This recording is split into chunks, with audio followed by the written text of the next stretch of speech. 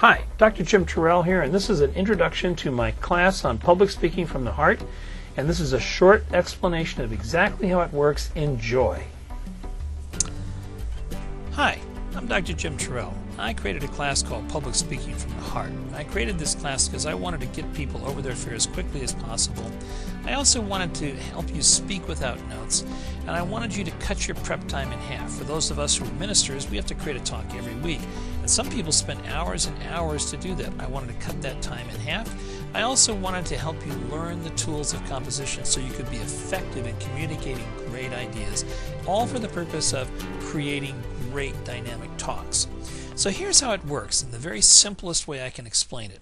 I'm a jazz musician. I've been a jazz musician for over 35 years. And the reason I can be a jazz musician, although I improvise and it looks like it's spontaneous, in fact of the matter is I know the form of the song, I know the chords in the song, I know the melody of the song, and I know that I have a repertoire of different melodic ideas that'll fit within those chords in that form, so I know where I'm at all times, and that's precisely the method I use. So I created a Heart Talk template, which is a form that speakers could compose their talks in and also never lose their place, because once you learn the template, you can go back and forth between different parts of the template. Now that's important, and I'll show you how that works at the very end of this little brief demonstration. So let's get started. It all starts with a topic. You got to have a great topic, and from that topic you identify 3 problems or issues that the topic draws attention to. This is the first thing I do when I write a talk. The second thing I do is I have to identify what needs to be learned in order to solve or begin to address the problems or issues that are associated with that topic. And I spend maybe 15-20 minutes identifying those things. And then the third thing I do is I imagine if those problems or those issues were solved, what would be different in the world? That's an important piece of information for a speaker, because it helps you begin with that end in mind, where you're aiming those ideas, where you're aiming those thoughts. So those are the first 3 things I do in my template. The next thing I do is I have to bring the voice of who I am into this talk, which means I have to monitor my felt needs, my values, what I'm in conflict about, and what my direct experience has been in the last 24 hours. Because you see, here's the truth, and this is the secret. Everything is connected. And once I identify my emotional needs, my values, what I'm in conflict about, and what my direct experience is, then I can immediately start to see how it's connected to the problems, what needs to be learned, and the ideal that's expressed in my topic. So those are the first 2 things I do in the form of the template. Now the next part of the template is the purpose, because you can't get up there and speak without a really well-defined purpose. So this first part of purpose is the state of mind I'm seeking to create in my audience, the action my topic is suggesting, and the results they might achieve if they got my message. So that's the purpose of my talk. Then comes the interactive elements. Now this is really special to my specific approach. These are elements that oftentimes are communicated but not necessarily composed into the talk or thought about by the speaker as they're composing the talk. The first one is interactive elements vision.